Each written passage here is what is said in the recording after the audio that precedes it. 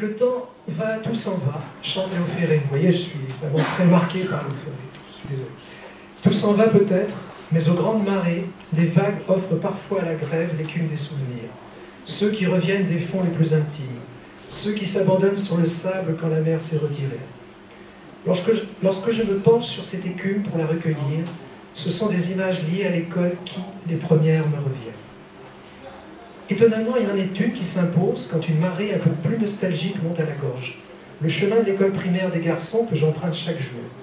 Une longue ligne droite, route de Montargis, puis une enfilade à angle droit nommée rue de la Gargouille, tournant à l'endroit même où nous nous retrouvons entre camarades le soir au retour.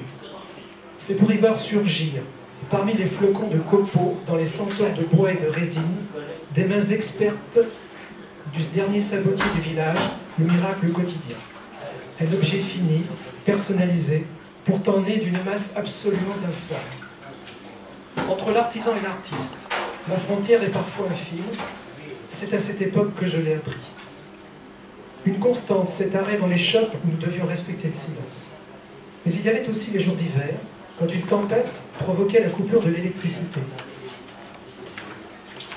Le matin, alors que l'eau pointait à peine, on entreapercevait de la porte de l'école le vacillement des bougies que le maître, à la hâte, avait installées de table en table près de l'encrier. On savait alors que lui-même serait gagné par la féerie, que la voie serait aussi plus feutrée, et que, jusqu'à cet instant où les lumières extérieures baigneraient enfin la salle de classe, ces bougies nous dispenseraient de la moindre interrogation, annonçant déjà Noël ou prolongeant la plus belle des fêtes pour l'enfant que j'étais. Il n'y a guère que la neige pour instaurer cette atmosphère ouatée que la couleur si particulière du ciel et un silence mat rendent subitement irréel.